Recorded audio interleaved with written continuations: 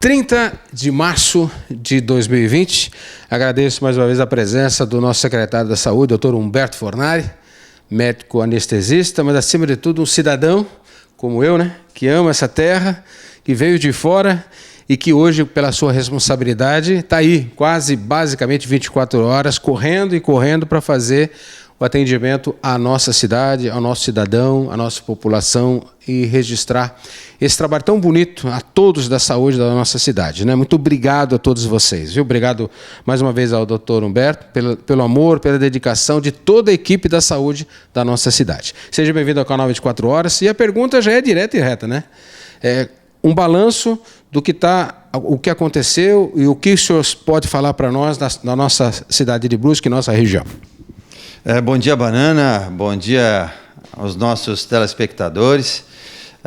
Eu, diretamente, então, já fazendo esse pequeno balanço, nós estamos hoje com 19 casos esperando na fila, né, pelo resultado do exame, né, coronavírus, e já estamos com 2 casos positivos, né, 2 casos que, pelo histórico epidemiológico, Banana e o nosso pessoal que está nos assistindo, são 2 casos exportados, né? As 2 pessoas viajaram em ocasiões, né, próximas do começo dos sintomas e, a partir do seu retorno a Brusque, começaram a desenvolver sintomas respiratórios e que acabou culminando com o diagnóstico coronavírus positivo.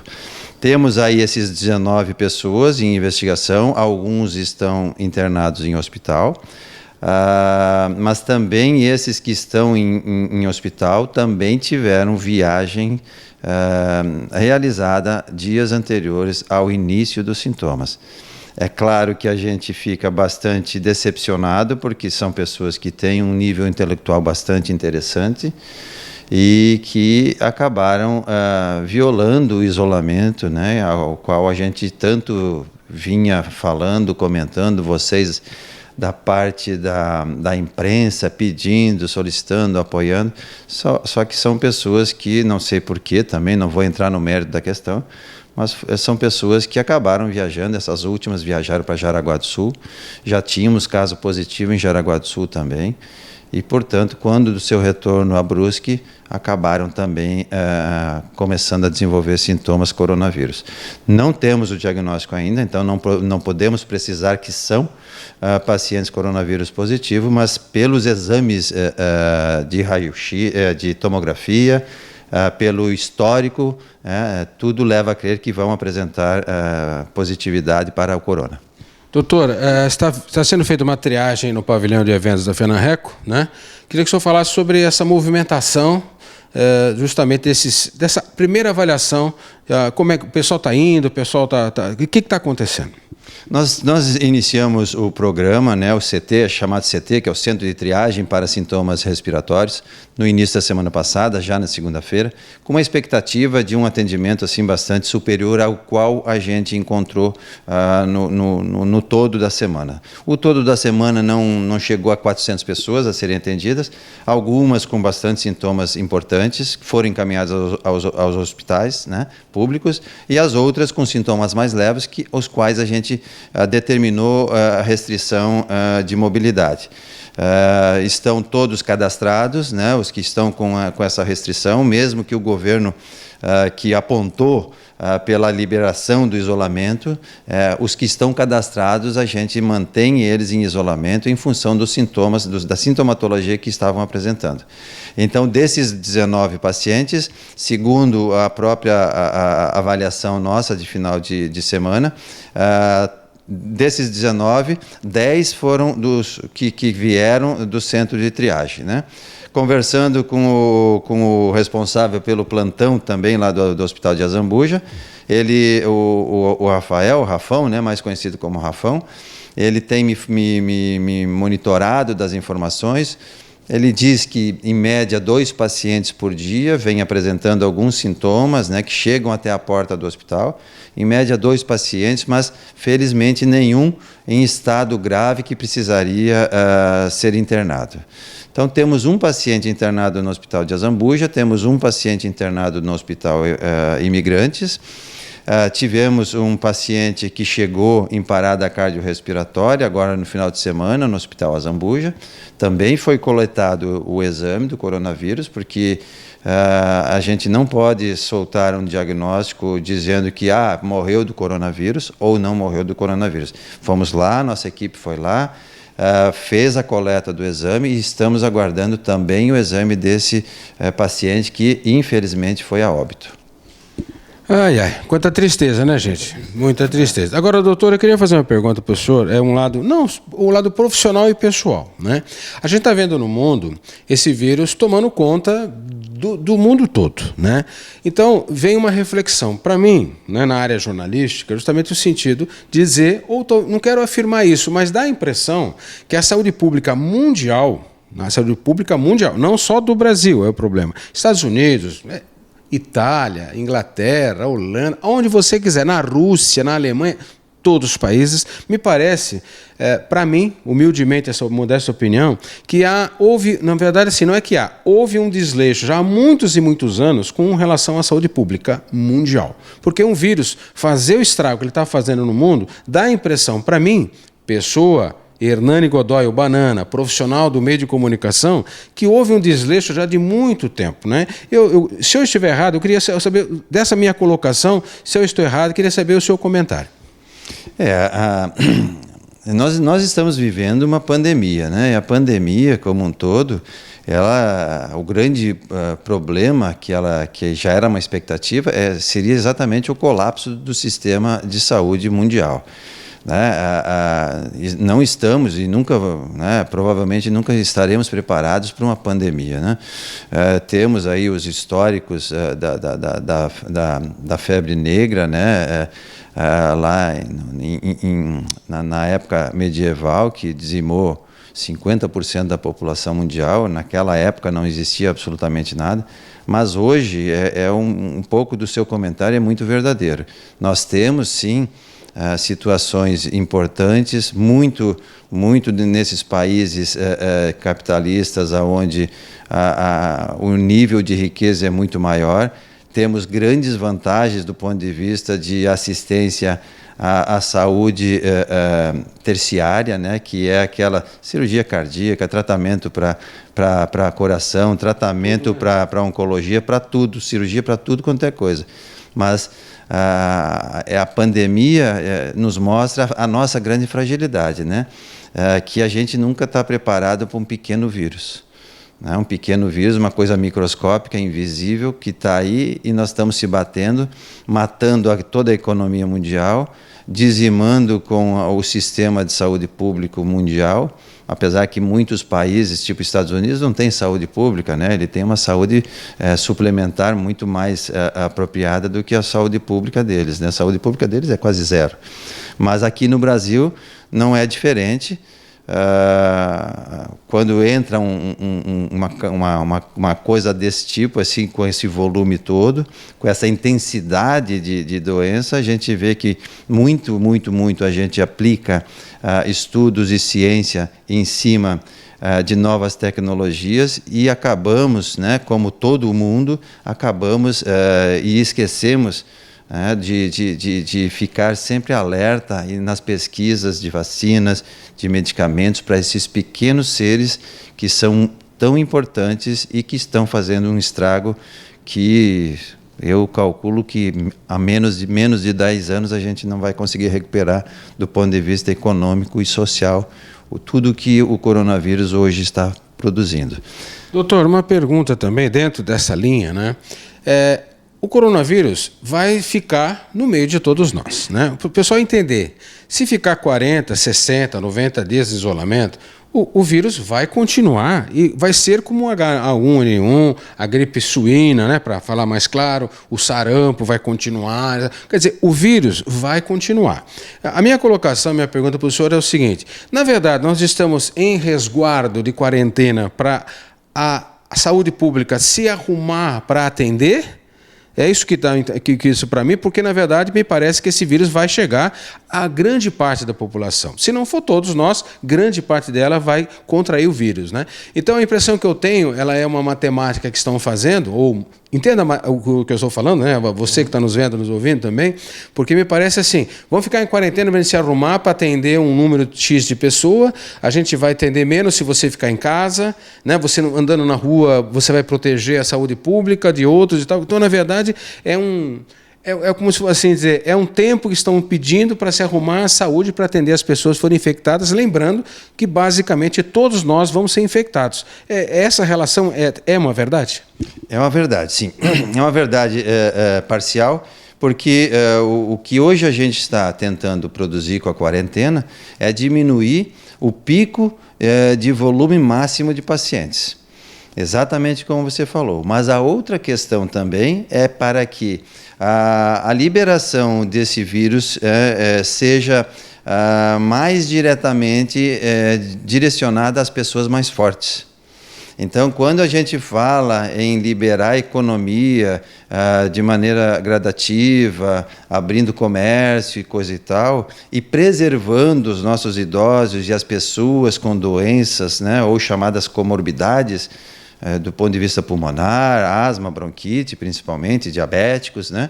É exatamente no sentido de fazer com que essas pessoas não peguem a doença e que os mais jovens, que tenham o sistema imunológico mais forte, né, reforçado, para que eles peguem a doença, sim, e aí eles produzam anticorpos. E a gente sabe, epidemiologicamente falando, que esses anticorpos, eles fazem com que o vírus se transforme em algo mais enfraquecido. É quase que como uma vacina natural, a banana. Então, na teoria e na prática, o que a gente produz com o isolamento, primeiro é matar os vírus que estão por aí. Por isso é tão importante pesquisa que a gente sempre faz. Você está doente hoje, você esteve fora da nossa cidade? Ah, eu estive. Poxa vida. Né? Isso para nós é um desalento, né? A gente fica entristecido porque a gente pede para não sair. A gente sabe que os outros municípios estão mais infectados que o nosso. Temos as nossas barreiras e o pessoal mesmo assim acaba descumprindo as nossas orientações. Mas o principal do isolamento é fazer com que a quantidade de vírus baixe, né, a um nível suportável, para que as pessoas que estão circulando minimamente, elas se infectem, não de maneira tão forte, né, porque uma carga viral que entre em mim pode não fazer nada e o meu organismo recuperar bastante. Agora, se entrar um caminhão de vírus dentro de mim, bom, aí o meu organismo não tem nem como sobreviver a isso tudo. Então, o que a gente faz é nesse sentido. Trazer o vírus para perto das pessoas mais fortes para que elas reajam bem e produzam naturalmente a chamada vacina natural. Enquanto isso, os nossos idosos, os nossos pacientes com comorbidades também ficam isolados, exatamente para que no momento em que tivermos essa circulação de anticorpos, né, não só de vírus, mas também de anticorpos na nossa cidade, essas pessoas possam começar a se ambientar novamente com a população. Agora, o colapso da saúde se deu exatamente porque as pessoas, os países, não produziram o isolamento. E aí a grande massa de população doente foi tudo de uma hora para outra. De 10 dias, num tempo curto, entre 10 a 15 dias, quase que 50% da população precisou de hospital. Né? Precisou de hospital e não tinha leito. Não tinha leito, nem leito normal não tinha mais.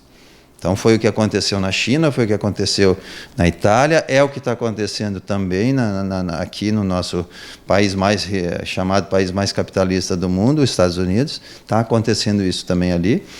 E aqui no Brasil não é diferente, porque aqui o nosso governador protelou, né, desfez o decreto e protelou mais uma semana, né, de isolamento, porque ele viu que os nossos números, que estavam lá em 140, no dia seguinte já estava em 196, ou seja, é alarmante. E isso aí, quanto maior a proporção que vem aparecendo de diagnósticos, maior é a nossa expectativa de termos mais pacientes doentes no dia seguinte, no dia seguinte, no dia seguinte. Então, nós precisamos quebrar esse ciclo de aumento gradativo, né, geométrico, de doentes aparecendo dia a dia. Doutor, como estamos quase encerrando, o doutor está com a agenda muito tumultuada, né? Não está fácil pegar o doutor, a situação é emergencial, realmente quase 24 horas por dia trabalhando, num canal 24 horas, estamos aqui registrando essa entrevista tão importante, mas é importante essa colocação. O vírus ele vai ficar para sempre no mundo e no Brasil, aqui em Brusque. O vírus vai continuar, né, doutor? Sim, o vírus ele vai continuar, assim como houve o início do H1N1, que está aí. Hoje a gente tem vacinas, anualmente a vacina ela se transforma, porque o vírus ele vai se transformando ano a ano. Então a vacina também ela é anual. A gente ainda não sabe, Banana, se o coronavírus vai produzir para nós uma resistência permanente. A expectativa é que sim. Mas não sabemos do comportamento desse vírus a partir de agora, se ele também vai sofrer mutações futuras ou não. Se ele não sofrer mutações futuras, nós vamos ter aí uma escala de mais 50% da população que mais 1, 2, 3 anos vai pegar a doença e vai se recuperar. Agora, se ele se comportar como o H1N1, que já teve H2N6 e assim por diante, e as vacinas continuam... É mutante, né? Aí a gente não tem como prever isso futuramente. Mas acreditamos que quem pegou a doença agora, ele fica resistente a esse vírus. Se ele vai sofrer mutação, a gente não sabe. Mas aí também os nossos cientistas vão poder também ter o tempo suficiente para produzir novas vacinas, para proteger a nossa população. Então, o vírus vai permanecer circulando nos nossos ambientes, sim, mas nós também estaremos preparados para isso, né? Através de vacinas ou através de antivirais, que eu não posso precisar em quanto tempo, né? Mas que virão antivirais contra o vírus, isso com certeza, né? Doutor, uma coisa que Israel fez, está fazendo, a Inglaterra começou a fazer, depois deu uma mudada, né? Foi o que o aquartelamento, né? A palavra quase não sai. Aquartelamento, né? Vamos assim dizer, ou tirar de circulação os idosos, né? E colocar eles realmente em quarentena com muita proteção, né? Certo. Israel está dando certo isso lá. Está certo que a população lá é menor, é mais fácil controlar, não tem 210 milhões de pessoas para fazer isso e tal, né? Mas eu pergunto, o senhor colocou agora, eu estou com 62 anos, eu sou estou na área de risco, né, da idade do risco, né, a partir dos 60 anos e tal. Essa curva, ela não poderia, por exemplo, assim, a economia pararam tudo, né?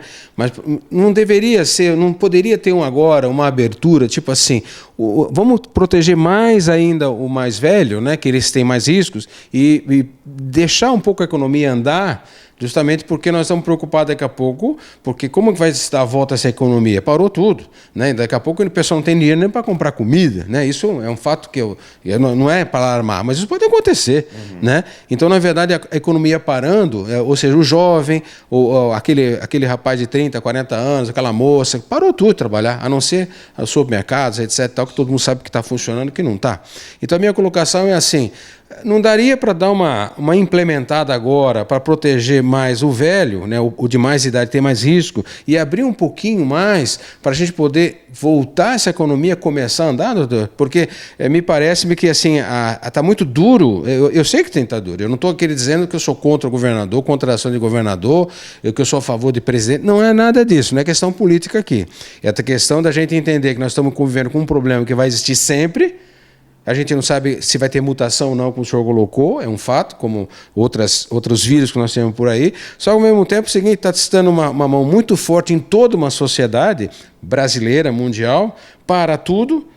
Mas, ao mesmo tempo, nós sabemos, o senhor mesmo colocou, que o jovem tem mais propensão, mais resistência a anticorpos, né? E, na verdade, está se passando uma régua em tudo, né? Tipo assim, não, tem que ser assim, né? Sendo que a idade mais atingida somos nós, dos 50, 60 anos para frente, né? Essa é a colocação que eu queria que o senhor transcorresse sobre a minha colocação. A tua colocação ela é oportuna, Mas eu digo sempre que nós somos um país onde a parte socioeconômica nossa ela é muito díspare, né? Ela tem uma desproporção muito grande entre pessoas que têm condições de cuidar dos seus idosos e pessoas que não têm condições de cuidar dos seus idosos.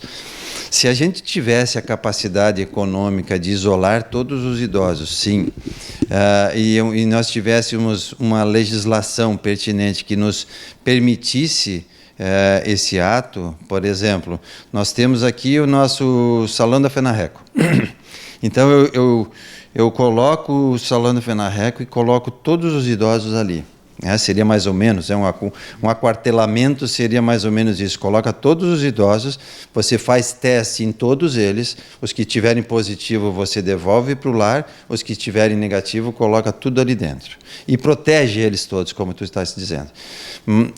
Esse seria uma das soluções. E infelizmente, hoje a gente vive uma sociedade onde se falar em pensar que nós estamos restringindo o direito de ir e vir. Eu sofri sanções fortíssimas do quartel-maior da Polícia Militar, dizendo que eu não poderia, né? E aí o coronel Otávio teve que baixar a guarda e teve que retirar o comando da Polícia Militar das nossas barreiras, porque nós não poderíamos limitar a entrada e a saída das pessoas.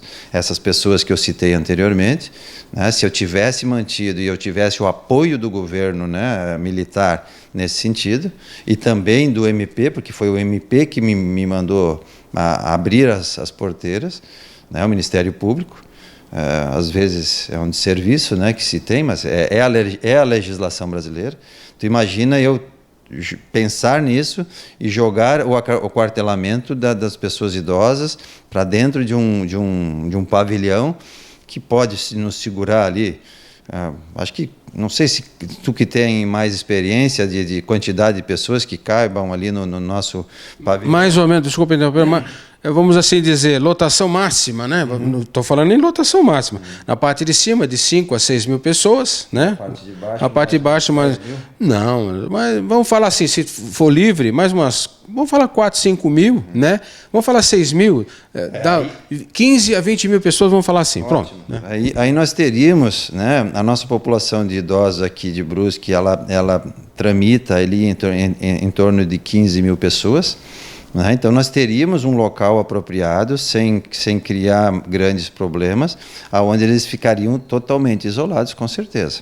Mas aí a gente entra naquela condição financeira, jurídica, de insumos para testar toda essa população, que a gente não tem, e esse não é uma não vontade do secretário de saúde, isso não tem porque não tem insumos.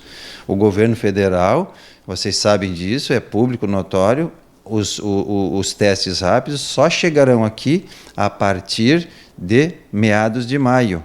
Ou seja, a gente ainda está esperando os insumos chegarem no Brasil para depois serem distribuídos. E uma outra coisa importante, ele só testa pacientes sintomáticos. Então, nós teríamos que ter aquilo que o LACEN hoje produz, que é naqueles pacientes assintomáticos e sintomáticos. Hoje, a nossa capacidade aqui em Santa Catarina não é maior do que 1.500 exames por mês. Então, por mês, doutor? Por mês. Então, nós não temos essa capacidade em termos de logística para trabalhar e fazer com que isso aconteça. Acondicionar o idoso hoje dentro da sua residência, se você tem uma casa com 4 quartos, que ela é ampla, que ela tem, né, nível de pessoas ricas, tudo bem, você pode deixar lá, deixa o idoso lá, bota um cuidador e pronto. Mas a nossa grande realidade é o quê? É você que é um trabalhador normal, a sua esposa é uma trabalhadora normal, seus filhos já começam a trabalhar desde cedo e vocês cuidam do avô e da avó. Então, esse é o nosso grande medo, Banana, e aí eu volto para a pergunta. Esse é o nosso grande medo de abrir o mercado para os jovens e os jovens contaminarem os idosos que estão morando e que estão dividindo o mesmo recinto. Esse é o grande problema, né? Se a gente conseguisse realmente pegar os idosos e isolá-los, seria muito mais fácil a condução da nossa economia, com certeza seria muito mais fácil. O Ministério Público de São Paulo, na cidade de São Bernardo, foi ontem, se não falha a memória, ontem ou anteontem, proibiu aquilo que o prefeito decretou, ou seja, o aquartelamento ou quarentena efetiva, não pode os velhos circularem pela cidade de São Bernardo do Campo. O Ministério Público foi lá e disse que isso não é possível, por isso mexe com a lei, lei de ir e vir, direito da pessoa, né? Essas coisas que a gente não entende. A gente faz força, mas não entende, doutor, porque realmente, se o velho é o maior afetado, então nós temos que protegê-lo. Aí vem aquilo que o senhor falou. Como é que vamos inibir o acesso da família a esse senhor de idade, essa senhora de idade? Mas aí vem o bom senso. Um estado que não tem, um país que não tem infraestrutura de saúde pública para combater uma pandemia, eu entendo que a pandemia ela está atingindo todos de uma forma muito rápida, ela é muito feroz. Entendo. Mas ao mesmo tempo se fala, fica em casa, para tudo, para a gente se arrumar, desculpe a colocação de novo, a gente vai se arrumar para atender melhor você ou para atender mais adequadamente você, porque nós não tínhamos estrutura. Eu sei, doutor, é uma pandemia, mas o Estado, uma cidade como a nossa, ter 10 respiradores, eu não sei se nós temos 10 respiradores? Nós temos hoje, assim, entre o público e o privado, hoje a gente chega a 25 respiradores para atender pacientes com problemas respiratórios, problemas de cardiopulmonares, que a gente chama, né? Mas é um número pequeno, né, doutor? É um número pequeno, sim. De novo, é público, né? A falta de leitos de UTI no Brasil todo. Apesar de a gente viver num estado, Santa Catarina, que é rico, que é modelo comparável a uma Dinamarca, né?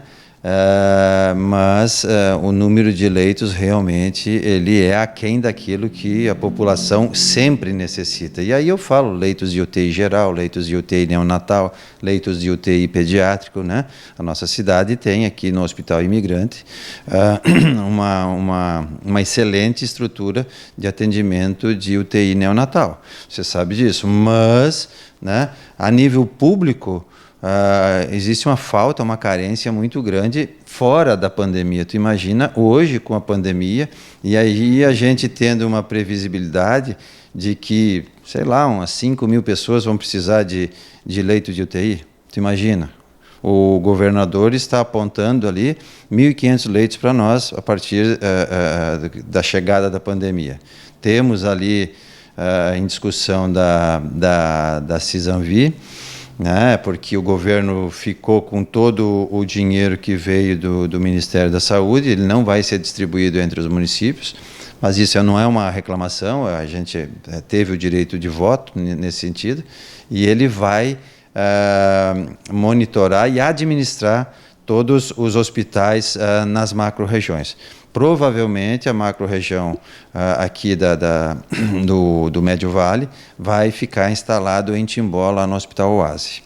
Essa é uma coisa que está sendo discutida, que nós não sabemos de que maneira os pacientes que necessitarem de leito e de UTI vão ser transportados. Sabemos apenas que é o SAMU que vai ser o responsável por isso tudo, mas existe ainda uma grande expectativa de que maneira que essa logística vai se realizada e se isso vai dar certo ou não. Só para o pessoal entender, o senhor está agora uma colocação realmente preocupante para todos nós, né? Quer dizer que está sendo eleito ou foi elencado, um hospital lá em Timbó para receber todos aqueles que têm coronavírus para tratamento? É isso, doutor? Isso. Vamos assim colocar. O Hospital de Timbó ele vai servir como o hospital de referência para a nossa macro-região. É óbvio que nós não vamos deixar de oportunizar os nossos leitos aqui da nossa cidade. Mas em faltando leito, né, a referência vai ser o Hospital de Timbó. Nossa, que notícia preocupante, hein? Olha, porque nós temos que ter o calor da família, o abraço, o carinho. Não pode abraçar, mas nós temos que saber que nós estamos na nossa terra, nós estamos perto da nossa família. Imagina se deslocar daqui para Timbó com todo respeito a Timbó. né? Todo respeito. Mas, doutor, queria agradecer a gentileza. São informações variadas, o telefone não para do senhor, né? Eu não posso aqui me furtar a liberar o senhor também, a desejar sucesso, saúde. Lembrando, e esse é o comentário antes do senhor sair, eu queria que o senhor fizesse. Nós falávamos na última entrevista que no próximo dia 14, me parece que é o pico realmente da pandemia, né? No mundo, não sei se é no mundo ou no Brasil. Eu queria que o senhor falasse sobre esse assunto, se realmente a previsão é essa, né? E comentar sobre esse assunto para a gente poder encerrar a nossa entrevista. Eu penso que a marcação dia 14 ela é muito estática, né? Nós temos aí uma variabilidade. Eu acredito que a nossa pandemia mesmo, o desespero, comece lá pelo início de maio, né? Nós estamos com 200 casos, provavelmente até o final de semana a gente atinge aqui uns 500 casos aí, né? E vamos realmente começar a sentir falta de leitos, principalmente lá por início de maio, né, meados de maio. Eu acredito que isso sim, a gente vai começar a ter essa grande dificuldade de precisar de leito e não ter leito, né? É óbvio que nós, nesse momento, os hospitais privados estão se colocando à disposição também, então é algo que nos deixa com mais tranquilidade nesse sentido. Mas eu aposto muito, de novo, Banana, e reconhecendo a nossa sociedade, uma sociedade ordeira que reconhece as recomendações sanitárias, sanitaristas, né? Claro que temos algumas pessoas que são desorganizadas, né? Temos algumas pessoas que precisam ir porque não paralisar seu trabalho, né? Apesar de que estamos na quarentena, não teria uma justificativa, né? Eu não teria justificativa para poder explicar por que essas pessoas que estão internadas foram até Jaraguá do Sul. Você entende? Então, eu não tenho explicação, né? Eu não tenho explicação porque é que as pessoas vêm de Balneário Camboriú, em um carro com 4 pessoas dentro, e aí tu faz a abordagem, o que vocês vieram fazer? Não, a gente veio dar uma olhada, ver como é que estão as coisas aqui. Quer dizer, parece-me que a quarentena está servindo mais para uma diversão, um passeio, onde todo mundo sai e nada acontece. Eu acredito que dia 14, dia 15, ali, principalmente os Estados Unidos vão entrar em colapso, né? Mas eu não acredito, talvez São Paulo, né, que já está ali com umas 3.000 pessoas com a infecção, né, também vá sentir o processo todo. Mas aqui em Santa Catarina eu não vejo assim dessa maneira. Acredito muito na responsabilidade da nossa população. Acredito que e é por isso que eu faço força em dizer que as pessoas que estão sendo diagnosticadas, elas saíram de Brusque. Não é porque eu quero defender o sistema de saúde de Brusque, não é isso. Eu quero chamar a atenção para que vocês não saiam de Brusque, né? Talvez já seja tarde demais. As 2 pessoas contaminadas, uma esteve num evento festivo em Balneário Camboriú e a outra esteve presente junto com mais 5 contaminados, né? Agora, esses 2 novos, né, com forte suspeita de coronavírus, inclusive está circulando aí na mídia, uma pessoa falando, fulano estão contaminados, já chegou na nossa casa. Essa é a última frase que ela coloca, essa senhora. Mas ela esquece de dizer que essas pessoas foram viajar, em tempo de isolamento, foram viajar para Jaraguá do Sul. Então, o que eu peço e o que eu sempre digo, a nossa população é ordeira, a nossa população é responsável, a nossa população já passou por calamidades, que jamais eu poderia pensar que nós iríamos nos reerguer. 84, 83, 2011, Banana, nós passamos por processos importantíssimos de sofrimento. Então, respeitar o isolamento é muito importante. É muito importante. Não dá para simplesmente pegar o carro e encher. Na Barreira ontem, Banana, tinham 8 pessoas dentro de um carro. 8 pessoas dentro de um carro. Já está acima do número de 5 pessoas, já está contra a lei, né? Exatamente. E como a nossa barreira está num ambiente de estrada pública estadual, nem a Polícia Militar, nem o nosso grupo do GTB pôde fazer multa. Nós não podemos fazer nada. Então, é isso que eu chamo a atenção. Se a gente não quer ter esse processo todo de desespero, como a gente está ouvindo aí nos WhatsApp, essa pessoa falando, ela está falando, ela está certa o que ela está falando. Né? Porém, na família que ela está falando, 2 pessoas foram para Jaraguá e uma foi para Balneário Camboriú.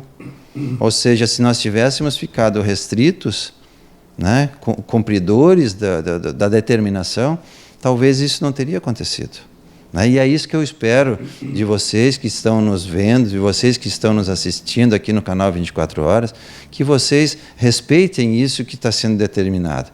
Essa determinação, eu jamais quereria que acontecesse, mas entre eu discutir a saúde pública e discutir economia, o meu métier, o meu canto é saúde pública, né, Banana? Eu não vou entrar no mérito da economia. Eu sei que a economia é importante, nós poderíamos estar vivendo uma outra situação se a China tivesse feito algo diferente lá no início da doença, né? Se ela tivesse aberto realmente, escancarado a situação, o mundo inteiro não estaria sofrendo o que está sofrendo. Mas isso tudo já passou, não tem como reverter, a gente tem que trabalhar com o que temos hoje aqui. Doutor Humberto, eu só queria aproveitar o gancho, dizer, o pessoal que tem mais incidência ao vírus são os mais velhos. Então, segure os seus velhos dentro de casa. Você mais jovem está nos vendo, a família está nos vendo, graças a Deus nós temos uma grande audiência, uma história na cidade de 32 anos na área de comunicação. Nós temos que segurar os nossos velhos em casa, gente. Nós temos que nos precaver. Quando chegarmos do trabalho ou em casa, quando a gente for ao mercado, fazer higienização, deixa a roupa fora, troca de sua roupa, lave seu rosto, sua mão. Toda a maior prevenção para com o quê? Com aquele mais velho, aquele com mais idade, né? Agora, doutor, eu também faço uma confissão aqui para o senhor, né? Eu fui no mercado, no Arque na sexta-feira, eu e mais 2 jovens usando máscara. Mais ninguém. E tinha muita gente mais da minha idade. Eu estou com 62, tinha gente de 70, 75 circulando normalmente fazendo as suas compras. Né? Na Praça Barão do Schnebel tem um pessoal da velha guarda que gosta de conversar. Eu adoro conversar. Mas não pode sair de casa, gente. Né? Fui no Arque agora há pouco, passei no Angelone também. Gente, eu e um médico lá no Arque usando máscara. Eu e mais uma pessoa no Angelone usando máscara. E as pessoas me parece que estão assim, será que é? Será que não é? Eu entendo, eu sou crítico à paralisação total, não quero entrar no mérito da questão econômica com o doutor, como eu já falei, vamos proteger nossos velhos, vamos deixar os novos aí pegarem esse vírus, eles são mais fortes, eles são mais resistentes. Só que o que acontece? Não está havendo uma relação de cuidado com os velhos, que os velhos vão morrer. Né? E como o doutor falou, daqui a pouco está chegando aí um pico, né? Daqui a pouco não precisamos de 5, 6, 7 mil leitos, não sei. Tomara a Deus que não chegue a isso. Mas o que acontece? A irresponsabilidade de muitos, gente. O doutor está sendo bonzinho aqui. Eu não sou bonzinho, né, doutor? Desculpe, né? Há uma irresponsabilidade, sim. As pessoas não estão lavando a mão, as pessoas não lavam o rosto, as pessoas não estão abrindo a casa, as pessoas estão pensando que isso é uma brincadeira. E não é brincadeira. As pessoas estão morrendo e vai morrer muita gente. Esse é o recado que eu deixo para todos nós. Não é alarmismo, é uma grande realidade que muitos estão achando que isso é uma brincadeira, é uma gripezinha. Não é gripezinha, gente. Nós temos que cuidar dos nossos velhos, sim, mas o quê? Pensar em protegê-los também. É esse entendimento que eu quero deixar. Desculpa se eu exagerei, doutor, mas fique à vontade aí para os seus esclarecimentos finais, né? Deixo o meu abraço ao senhor, a toda a equipe de saúde. Parabéns pelo trabalho. Que Deus ilumine e proteja todos aqueles que fazem da saúde um bem comum à nossa sociedade. Muito obrigado pela sua presença e desculpe o meu desabafo. É importante, né? Quando o entrevistador ele entra no assunto, ele vai firme. Muito obrigado, Banana. Eu só tenho mais um recado, se possível. As nossas vacinas, que a gente estava na expectativa, Banana, porque nós estamos até o dia 15 fazendo a vacinação dos nossos idosos, 60 anos para cima. Estamos com a expectativa de hoje receber mais 3.000 e alguma coisinha de vacinas, então deixar a nossa população tranquila de que nós vamos manter as salas de vacinação dentro dos colégios, aqueles que já estão prontos, e também intensificar a vacinação domiciliar. Então fiquem aguardando, a gente vai estar sempre reportando a vocês quais são os bairros que teremos as vacinas e sempre lembrando, aquelas 6 salas de aula estão abertas com vacinas prontas para receber as pessoas de menor idade, né? Quer dizer, acima de 60, mas que possam se locomover e que queiram ir até ali, né? Para poder fazer a vacinação. Já vacinamos praticamente 7.000 pessoas, né? Na faixa etária. Temos mais 3.000 agora e provavelmente até o final de semana venha mais o restante das vacinas. Eu só tenho agradecimentos, né, à imprensa, ao canal 24 Horas, né, sempre solícito nas nossas informações e dizer, não vão atrás de fake news, gente. A verdade, a notícia está aqui. A notícia está aqui, é aqui que a gente tem que ver, é aqui que a gente tem que procurar, né, e saber o que está acontecendo. Né? Como eu anunciei, existem um monte de mensagens alarmantes, porém as pessoas esquecem de dizer que os seus entes saíram da cidade e foram buscar lá fora e trouxeram para nós aqui. Então, não fiquem ouvindo fake news. Ouçam notícia verdadeira, ouçam e assistam notícias que tenham aquilo que a gente chama de responsabilidade na transmissão do que se está fazendo em termos de trabalho. Então, eu sempre agradeço a nossa imprensa, ao Banana, que sempre está aqui produzindo informação de qualidade, e dizer, gente, nós estamos de novo em quarentena. Se estamos de quarentena, vamos ficar em quarentena. Vamos obedecer uma ordem, uma vez que não tem o que fazer. Né? Não adianta ficar esperneando e querer sair para fora e fazer buzinaço, porque não vai dar. O governador ainda crê que precisa mais 7 dias de isolamento. Se ele está acreditando nisso, assim como eu também acredito, né, ele está embasado em informações de pessoas especialistas que o estão transmitindo esse tipo de informação. Obrigado, Banana, mais uma vez, aos nossos telespectadores, sempre à disposição. Muito obrigado, doutor Humberto. Mais uma vez, que Deus ilumine o caminho de todos aqueles que fazem da sua profissão uma bênção para a gente poder abençoar e proteger as pessoas. Isso é feito por todos aqueles que trabalham na saúde pública brasileira, na saúde privada, aos médicos, aos enfermeiros, né? A todos aqueles que fazem essa história de amor ao respeito da vida humana. O meu carinho, o meu abraço, o meu agradecimento, mais uma vez ao doutor Humberto Fornari. A você que nos vê, nos ouve, através do canal 24 Horas. A informação está aqui. A história de Brusque passa primeiro por aqui. E o respeito por você, sempre, o meu carinho e a minha amizade. Daqui a pouco, a gente volta.